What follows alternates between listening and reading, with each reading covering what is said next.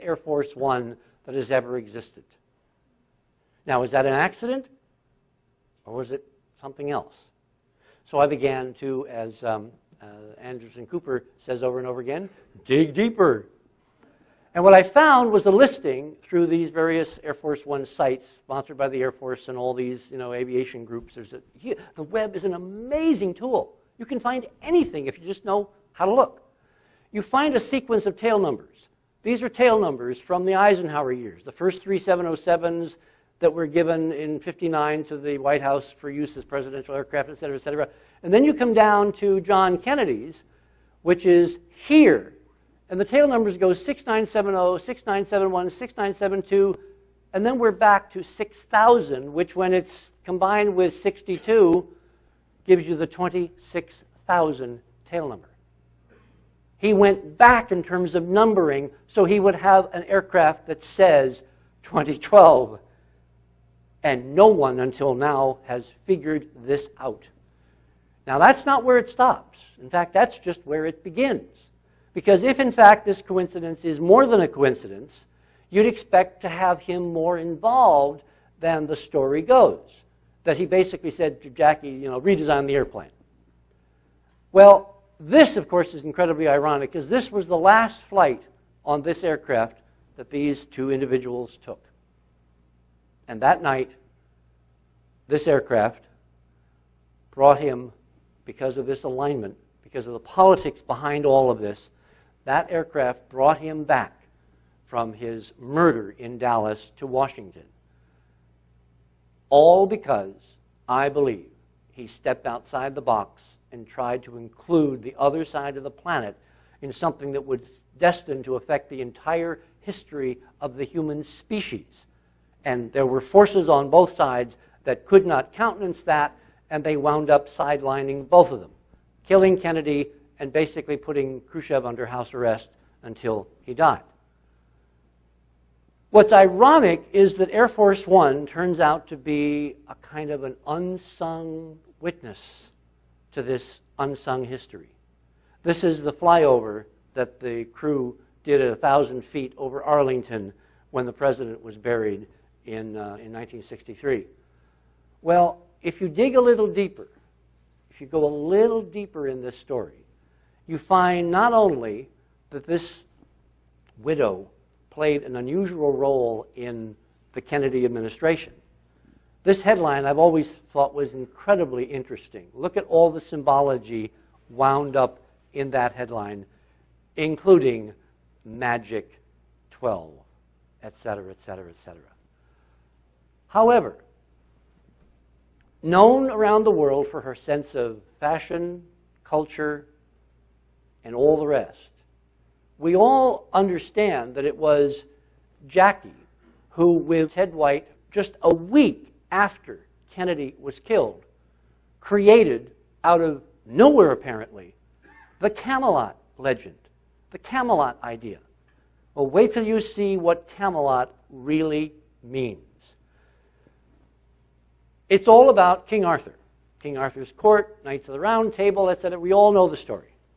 What you don't know is that Hugh Sidey, in Time magazine in '95, said, with clarity and political savvy of a master spin artist, the 34-year-old widow spoke to the writer Ted White for 4 hours, urging him to tell the world through Life magazine that Kennedy was truly a man of magic.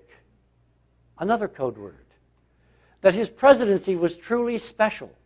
That the era was, to use the word she borrowed from a Broadway musical, one brief shining moment that was known as Camelot. Why would Jackie create that mythology? Well, because King Arthur turns out to be part of 2012. Oh, you're going to love this. And there's someone else that turns out to be part of 2012, which is really going to freak you out. You're only about 30 seconds away from finding out who, okay? The early Welsh and English people placed King Arthur's home in the constellation referred to as Ursa Major. This constellation was called Arthur's Wagon or Arthur's Wain. In the lay last minstrel, the following phrase appears. Arthur's slow wain his course doth pole, in utter darkness round the pole. Well, this is why Arthur's Wain is crucial, because the two end stars in the bowl of the Big Dipper point to Polaris, which is the pole star in the sky that marks the axial orientation in 2012 of where the North Pole intersects the sky.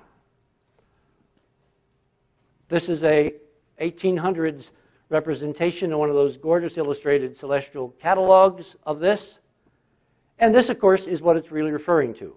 Orbit around the sun, axis, precession, but the axis right now points to Polaris, which is right about there.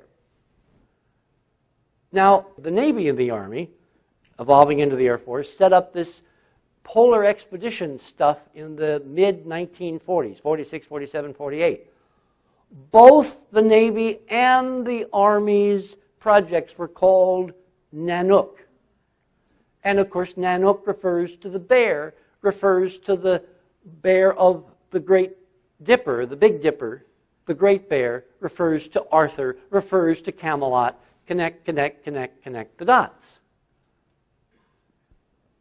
In politics, there's no such things as a coincidence. So this is what it looks like if you were to plot it out. Here's the pole. This is Polaris. And you can simply step through this and see how, as the Earth rotates and the stars turn around the celestial pole, the alignment between these two stars and the endpoint of the Earth's axis extending into space continues to coincide, coincide, coincide. There is a big board on a castle in England that is claimed to be Arthur's Round Table. In fact, it has, remember there were supposed to be 12 guys sitting at the round table, 12 knights? This one actually has 26 divisions. 26,000, you know, what's a few thousand here or there.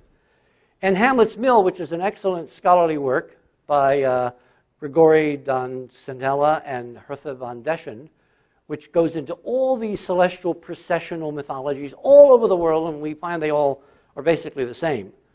They say the idea of a succession of worlds, of the destruction of Earth by flood or fire, and many stories of the fall of great kings and heroes are based on the disappearance of the pole star and its replacement by another due to the phenomena of precession.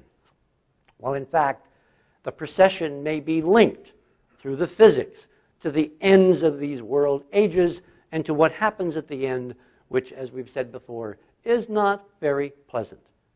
So, the whole idea of precession as being the determiner of human history itself is touched on by Hamlet's Mill, but they never get to the physics of it because they're looking at the legend part and they're not understanding there is a actual physical process that could lead to upheavals as this precessional cycle goes through these various moments, peak points, nodal points. Which, of course, brings us back to Camelot. Camelot, as we now can see, was even bigger than merely the idea of it was a wonderful time in politics in America. It was representative of that Arthurian ideal. If you look at the symbology underneath, it's another code underneath his conversion of Air Force One into a flying representation of what he was quietly, obviously, working on. It was a representation of the connection between Earth and sky. And this, of course, is from Life magazine in '63. She talked about, you know, he was so excited by the Saturn rockets and all that, she wanted to write his name on the side of one of them. And, of course, McNamara, with the permission of Johnson, turned not only the Kennedy Space Center into his legacy, but also, for a brief period of time, Cape Canaveral itself was renamed Cape Kennedy. So as she says here, everything that went to the sky, I love the language, everything that goes to the sky from there had Kennedy's name on it. In other words, if you look at history, so much is symbolically understated inner language to a select audience that will understand what's going on, and the rest of us, of course, don't count. I'm sorry, but that's reality. The cool part is with the